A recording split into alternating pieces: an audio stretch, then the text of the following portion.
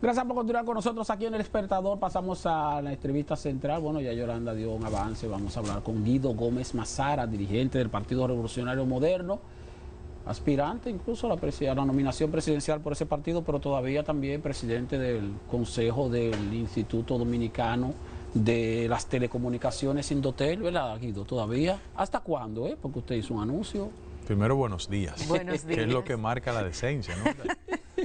Para mí es un placer venir aquí donde ustedes. Mi mejor deseo de año. Gracias, sobre todo igualmente. mucha salud de todos ustedes.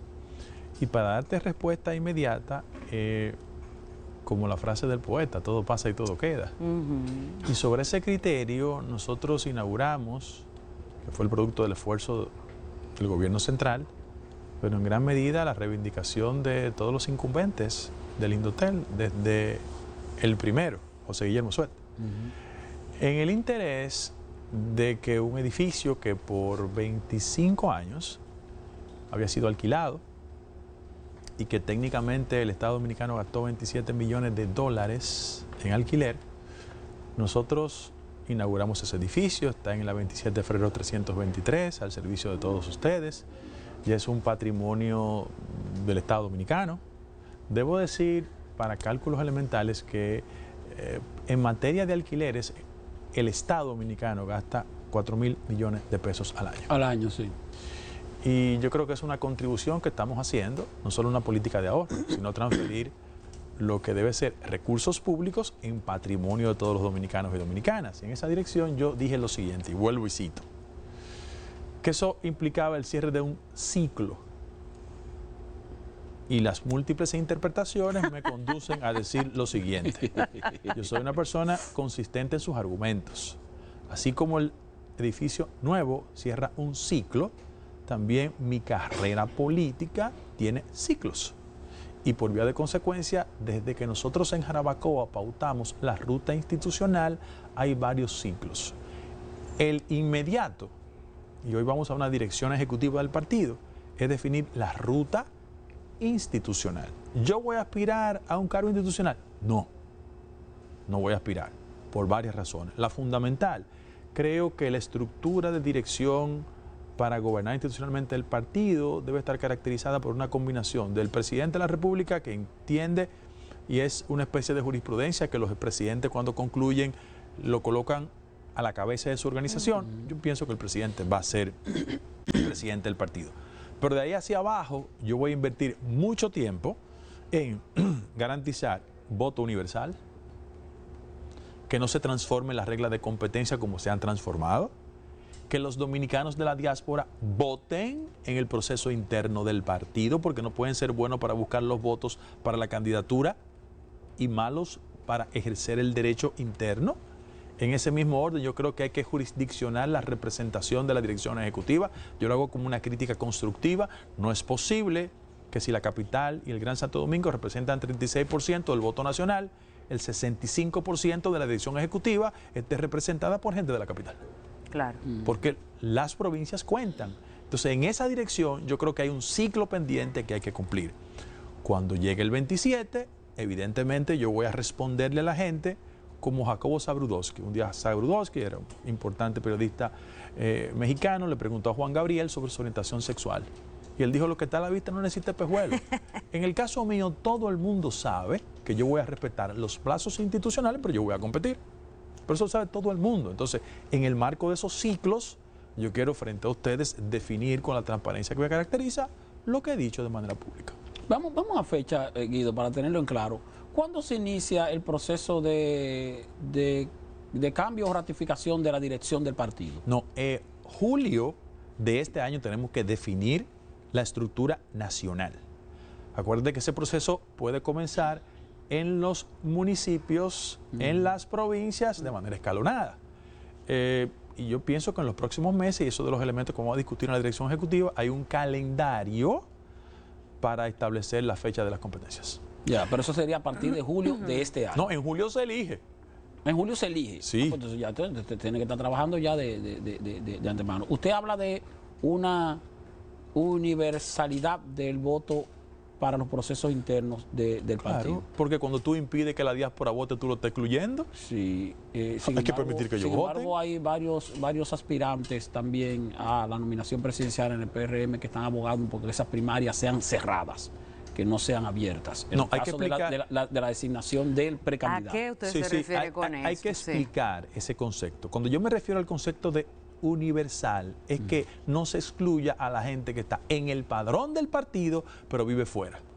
Porque en los últimos procesos se le ha excluido, bajo tecnicismo poco creíble. Pero tampoco es pero no que sean delegados. No, o sea, no, estamos no. hablando de padrón cerrado, pero universal. Todo el que está inscrito en el padrón del PRM. Yo te voy a definir la cultura cantinflesca.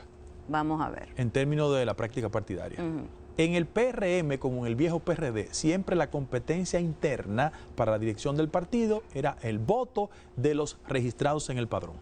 Hasta el proceso anterior, cuando yo decidí competir a la presidencia del partido y me cambiaron la convención por delegados, que yo dije que era una convención de empleados. Sí. Bien. Sí.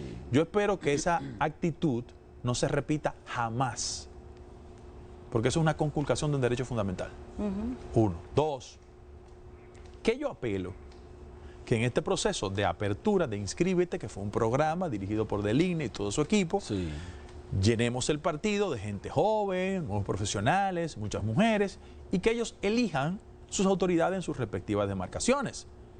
Y lo otro es el tema de la proporcionalidad.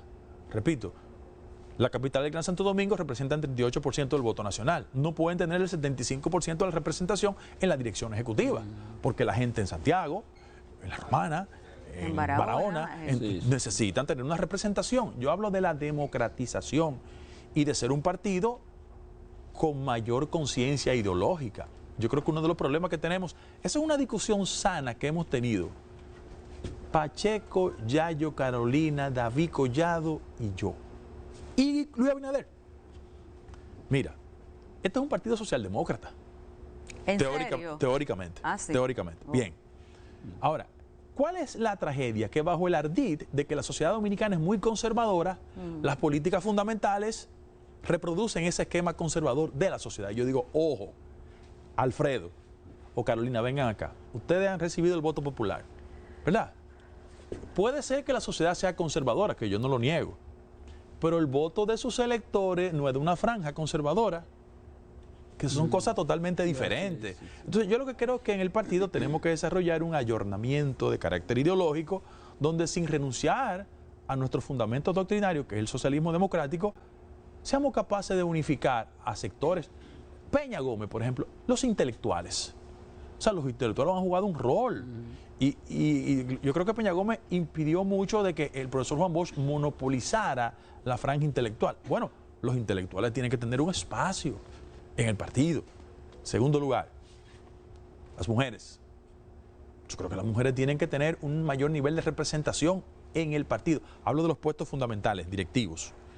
Otra cosa, yo creo que en la sociedad dominicana hay un proceso de transformación significativa en términos de que la abstención electoral nos marca que el 48% de la población no votó. Tenemos que entrar en una etapa de reflexión de qué nos está pasando nosotros como partido, que no estamos seduciendo ese segmento de la población, y sobre esos criterios que organicemos una discusión interna en el partido. Yo siempre creo que la discusión hay que llevarla internamente, para que construyamos una hoja de ruta y determinemos cuál es el ciclo ahora. ¿Cuál es el ciclo ahora? El partido, para definir eso.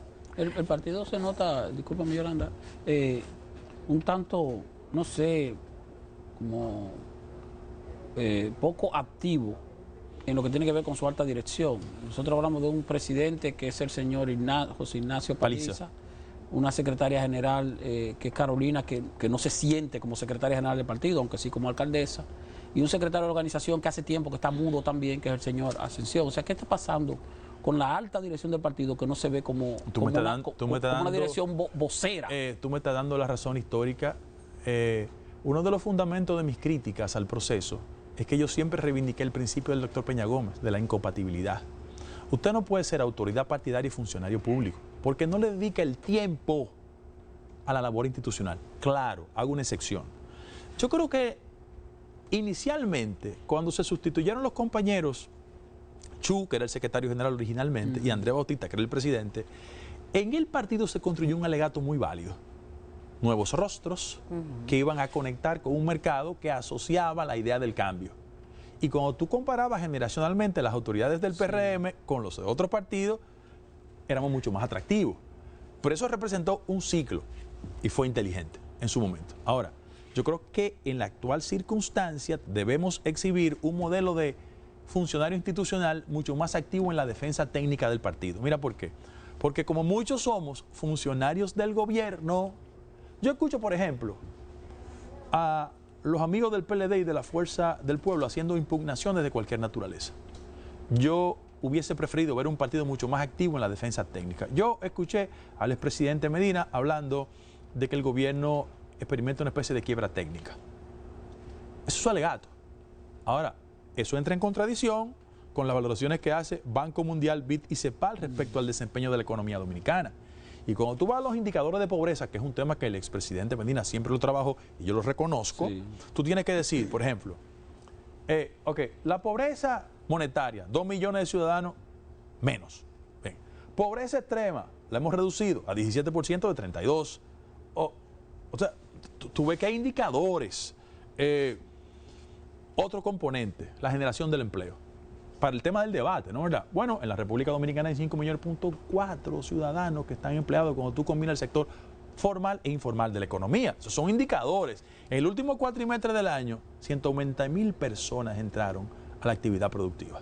Tú dices, bueno, y cuando tú ves inversión extranjera, 4.800 millones de dólares, ahí hay indicadores, vamos a discutir. Yo creo en ese tipo de discusión. Tú nunca me verás médico ofendiendo a nadie. A mí no me gusta el insulto. Pero el partido no sale a defender eso. Ese tenemos que, el partido. O sea, el expresidente Fernández hizo un artículo hablando sobre el tema de el ITLA y la corrupción. Lo del ITLA es injustificable. Lo de SENASA, una barbaridad. Yo, porque tengo una esposa que es medio exigente y mi madre también, no digo aquí en público lo que yo pienso de esa vagabundería. Porque yo combino el lenguaje barrial. Sí, un poco más florido. Sí, pero yo pienso muchas cosas que ustedes piensan sobre esa maldita vagabundería. Que eso afecta el discurso y la bandera ética que ha caracterizado el discurso del presidente y la imagen del partido. Eso nos afecta. Y por vía de consecuencia, yo creo que es importante que los funcionarios mantengamos conciencia de que esa vagabundería no se puede repetir, porque eso conforma un cuadro de que, no somos iguales. Pero el presidente Fernández dice lo siguiente. Bueno, el tema de la corrupción. Mire, presidente Fernández, efectivamente usted está construyendo la posibilidad de su candidatura, que yo creo que va a ser el candidato, pero cuando nosotros conformamos una discusión civilizada respecto al tema de la ética en la política pública, yo creo que este gobierno tiene un ministerio público independiente. Doña Miriam y doña Jenny. No es lo mismo las procuradurías políticas que tenía la gestión del expresidente Fernández. Y eso conforma una discusión civilizada respecto de gente que, como el profesor Subero Isa, habló de un crespón cuando son land. Entonces, esos son de los elementos. Si tuviésemos un partido dedicado al debate de las ideas, existiría una respuesta. Pero como la mayoría estamos en el gobierno, no dedicamos el tiempo al partido. Guido, de su propio partido, he visto en estos días, cuando se inauguró el edificio del Indotel, usted sabe, en las redes de esa gente que están como alrededor de ciertas personas, algunas críticas diciendo que usted se estaba endilgando el mérito en relación a ese edificio, y que Nelson Arroyo dejó recaudado el dinero para lo del edificio y etcétera, etcétera. ¿Qué usted dice de eso? ¿De eso es parte de la misma competencia interna? No. Yo pienso lo mejor del compañero Arroyo. 1. 2.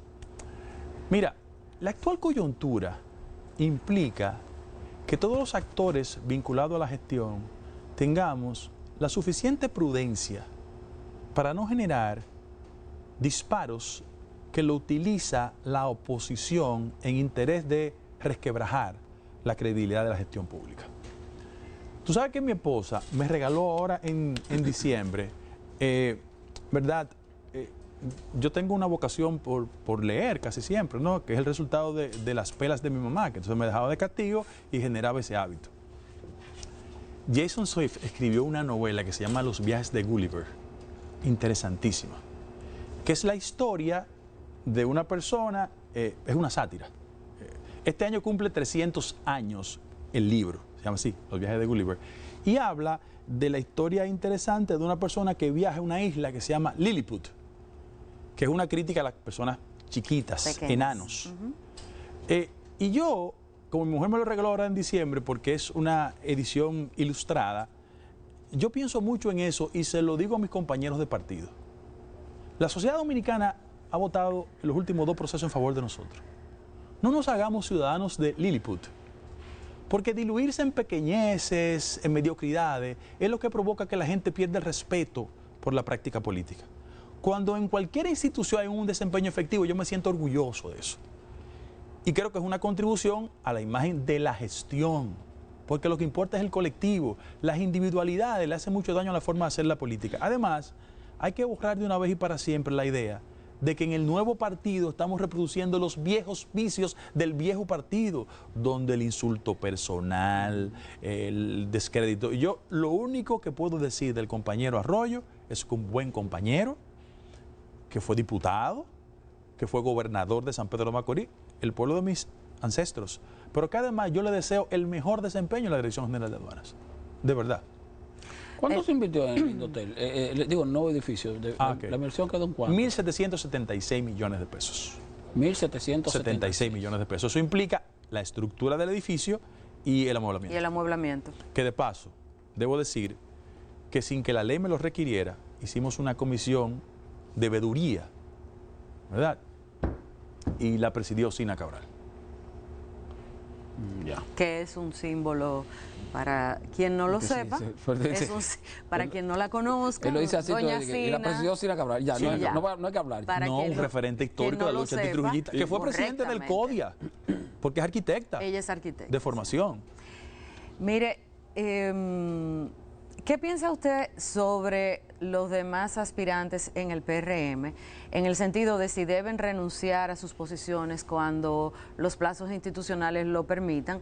Porque se habla de que hay dos mujeres Hay dos que son tienen electas, sí. Voto popular. aspiración, voto popular y demás, que son Carolina Mejía, que es la alcaldesa, y está la vicepresidenta Raquel Peña. Entonces, si ustedes, los que están en posiciones administrativas, renuncian, ¿no crea eso como un desbalance? Yo difícilmente hable por otros. Y yo creo que las dos son grandes amigas mías. Ellas tienen un tema porque son beneficiarias del voto popular. Los otros estamos designados por decreto. Pero en el caso mío, usted puede jurárselo a Dios, como dicen los sureños. Yo, para competir, nunca necesité una nómina, porque yo competí contra el compañero Luis Abinader sin nómina. Y el que está conmigo no está por un empleo, por una solución. La gente sabe lo que yo pienso y lo que humildemente represento en el partido. Yo creo que es un acto de decencia política no usar la nómina pública para competir. Y cuando se abran las compuertas de ese proceso, por lo menos este humilde servidor no va a estar vinculado a la nómina pública. Sí, hablamos de nómina pública, pero también hablamos de la influencia del cargo, porque como quiera que sea, no solo nómina pública por nómina pública, sino la influencia del hecho de estar en una posición gubernamental. Mire, hermano, aquí hay gente que usted le puede poner el Fondo Monetario Internacional detrás y nunca tendrán posibilidades. Aquí hay muchas ideas construidas, muy falsas. Nómina no te legitima de aspirante a la presidencia con éxito. Mira, ¿qué nómina tenía Leonel Fernández antes de llegar? ¿Cuál? Ninguna. ¿Cuál tenía Hipólito? Tenía 20 años fuera del gobierno. Danilo se fue 7 años y Luis nunca había estado cerca de una nómina pública. Eso no es verdad. Esa es la concepción clientelar. Es como la lógica que hemos contribuido los políticos y los medios, la fuerza del dinero. Hay cosas que el dinero no puede comprar, el talento, la formación, la capacidad, el carisma. Entonces son componentes fundamentales. ¿Quiénes han tenido dinero y hacen política en este país? El Partido Reformista, Carlos Morales, Donald Rick, Jacinto Peinado. ¿Dónde llegaron? No llegaron nunca. Entonces, en el partido viejo de nosotros, tenía Jacobo, tenía Tuey, tenía Miguel Vargas, José Antonio Henare, no llegaron nunca. Luis no llegó por el patrimonio familiar, Luis llegó porque estaba en el lugar correcto, al margen de su esfuerzo político, frente al hastío de la ciudadanía de un PLD, y llegó. ¿Y a quién le ganó? A Gonzalo, que tenía todo el Estado detrás. Eso no es verdad. Eso no es verdad. En la sociedad dominicana hay plena conciencia de quién tiene capacidades y talentos, formación, preparación. Aquí hay gente que confunde nómina con aspiración. Pero siéntalo aquí. y dile estabilidad macroeconómica, calidad en el gasto, inversión extranjera, relaciones con Haití, equidad social. No tienen dominio temático. Por eso recurren a los mecanismos formales de inflar burbujas, pero que no tienen los fundamentos esenciales. Este país tiene que superar la idea de que políticos aspiren a la presidencia de la República y piensan con faltas ortográficas. Porque al final de la jornada, la función pública amerita requerimientos. Yo no estoy diciendo que hay que ser un intelectual.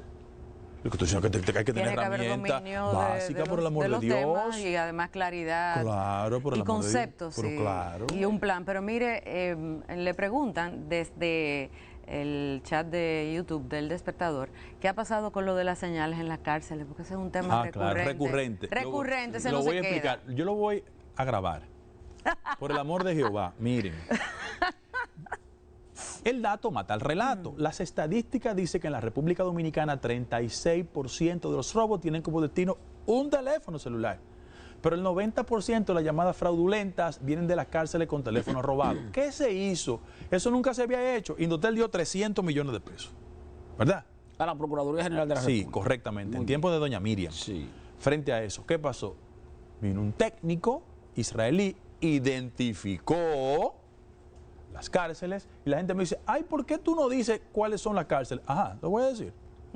A mí me dijo el judío que vino protocolarmente que las destrezas delictivas de los privados de libertad eran muy amplias en la República Dominicana.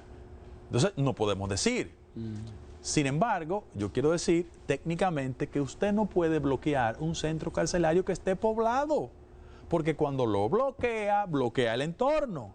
Entonces, ¿qué gracia tenemos? Que ahora con las Parras hay un desplazamiento de la Victoria para las Parras y hay mucha mayor facilidad. Pero hay otras que han sido bloqueadas. Yo lo digo a modo de chiste. Hay una en el sur que nosotros identificamos una persona que por consulta de brujería tenía como 4 o 5 millones de pesos depositados en una cuenta. No. Sí, eso pasaba, porque este es un país macondiano. Pero tú te acuerdas, bueno, ya me salió ahí el tuit. ¿Usted se acuerda de el pollero de la preventiva del ensanche de la fe? Eso era un señor que tenía un negocio ahí en la preventiva, que en los 90, donde no había, en las carestías del principio de los 90, que no había en los colmados una serie de cosas, el pollero estaba tenía suplía, ahí en la preventiva del ensanche de la fe. Eso este país, ahí. entonces nosotros dimos los recursos, ¿verdad? Hicimos una contribución, pero la jurisdicción es Roberto Santana. Yo tuve la inauguración de las Parras y ese es el esfuerzo que estamos haciendo. Es como hoy. Hoy nosotros comenzamos con el Archivo General de la Nación, ¿verdad? Y el Museo del Memorial de la Resistencia. Le dimos unos recursos para educar a la gente a tiro de un clic, porque en el estudio que hicimos, los jóvenes solo concentran 2 minutos de tiempo en acceder a una información histórica. Es una queja de Roberto Casá. Don Roberto Casá, de que los jóvenes en la República Dominicana no tienen fascinación por los estudios históricos y el libro les repele. Entonces estamos haciendo un esfuerzo, lo vamos a comenzar hoy oficialmente, para que los jóvenes en este país sepan de los acontecimientos históricos. ¿Quién fue Eduardo? Ha tirado un clic por 2 minutos y es una combinación con mis amigos del Museo de la Resistencia y con don Roberto Casá. Esas son las cosas que nosotros hacemos. Vimos una campaña del Indotel con relación a la frontera y al hecho de... Yo estaba en Hondo Valle el fin de semana. Me duele la mayor espalda. control en cuanto a lo que tiene que ver con las comunicaciones en las provincias fronterizas, que todos los que hemos hecho recorrido por ahí sabemos que se nos mete roaming de inmediato cuando estamos dando vueltas por esa zona. Déjeme explicar. Yo estuve en Hondo Valle, allí mismo, este fin de semana. Oigan lo que les quiero decir. Nosotros hicimos un estudio financiado y establecimos cuál es el nivel de penetración. Hay demarcaciones como Pedernales, donde el nivel de interferencia es 76%. 76%. ¿Por qué eso pasa? Eso pasa por razones fundamentales. Primero, las emisoras nuestras en la frontera, como no tenían la autorización de incrementar su potencia en Indotel, ya la autorizamos, enfrentaban esas dificultades. Pero lo otro es que en los últimos 30 años, solo el 3% de la inversión pública llega a esa línea fronteriza. ¿Qué hicimos nosotros? Le dimos los recursos, le educamos en materia de programación musical. Yo no tengo prejuicio con la música. Yo tengo la música en la sangre, pero mala circulación. Pero yo no tengo prejuicio con la música. Pero tú llegas a cualquier punto y la gente escucha ahí más emisoras compa que es el típico merengue haitiano, Haitiano. que es la música dominicana. Entonces, hicimos una programación. ¿Quiénes son los responsables? Gente como Pochi Familia, Ramón Orlando, que hacen ese trabajo. En ese mismo orden, iniciamos un proceso de competencia interprovincial sobre valores culturales y musicales, incentivando eso. Yo no tengo prejuicio contra nadie, pero los funcionarios de Indotel, incluyendo a mí, tuvimos que salir para Suiza, a la UIT, porque los amigos vecinos nos denunciaron porque no estábamos prestando los equipos para bloquear el espectro radial. Yo creo que ustedes sepan eso. Entonces, nosotros estábamos defendiendo el espectro estrictamente dominicano. Ya nos elevaron una denuncia. Yo tuve que ir allá a hacer una explicación. Yo tengo mucho respeto por el hermano país, pero caramba, ellos como que en la comunidad internacional tienen unas habilidades especiales. Tienen unas habilidades. Y el nivel de rentabilidad que se deriva de esas habilidades. Entonces, eso estamos enfrentando, pero ya están los recursos, hemos comenzado los bloqueos. Y con las telecomunicaciones, Guido, porque por ejemplo, yo siempre digo, pero uno lo dice claro por desconocimiento, de manera empírica, si uno dice, pero es tan difícil para Indotel decirle a las 3 compañías o a las 2 compañías más grandes, decirle, mira, yo necesito que tú me pongas, que ustedes por un asunto de responsabilidad social instalen antenas repetidoras en las provincias fronterizas a los fines de que la comunicación sea efectiva. Yo no conocía tu vocación poética. Sí, por eso le digo que yo lo digo de manera... Pero las empresas prestadoras son empresas que procuran rentabilidad. Sí, claro. Y hay un tema trágico. Claro, hay un tema trágico. ¿Por qué? Porque en Indotel hacemos la inversión en esas instancias porque el nivel de rentabilidad es la regla de cualquier empresa. Te voy a dar como dato. Nosotros tuvimos una pequeña dificultad en Dajabón. Y una empresa importante del país nos llamó con la dificultad. ¿Cuál era el problema? Que Vietel, que es una compañía que tiene la intención de venir al mercado dominicano, estamos en eso ya, y puedo anunciar, la licitación va a salir en menos de un mes respecto a ese tema. ¿Cuál era el inconveniente?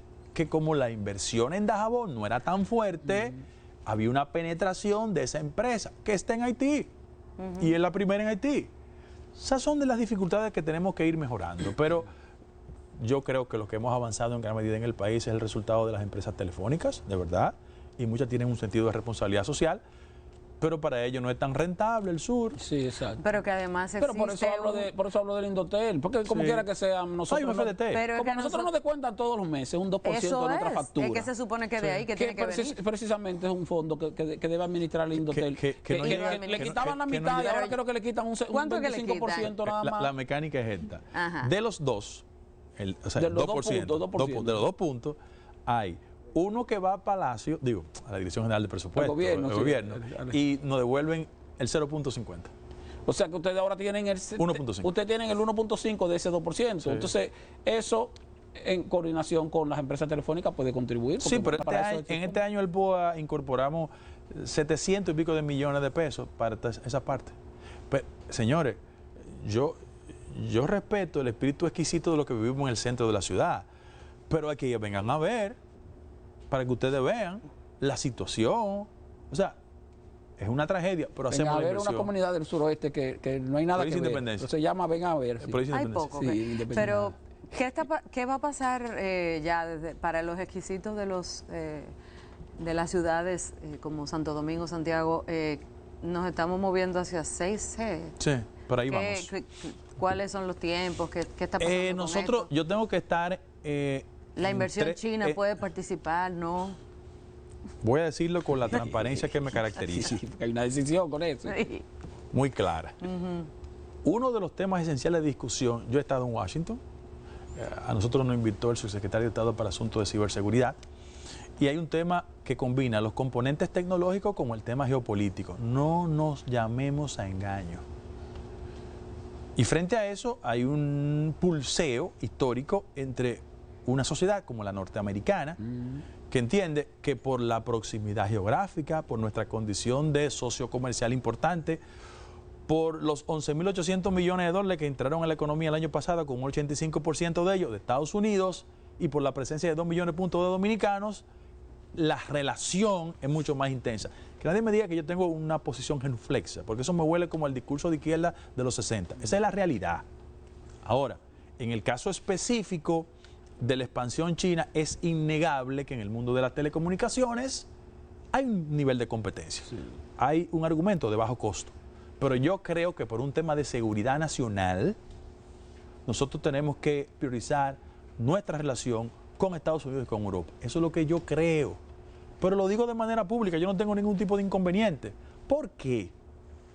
Porque es evidente que nosotros como país tenemos que poner en una balanza las implicaciones que tiene ese flujo de relación con los Estados Unidos y con China. Bueno, gracias al presidente del Instituto Dominicano de las Telecomunicaciones, Indotel, Guido Gómez Mazara, por haber estado con nosotros. Siempre es interesante conversar con Guido.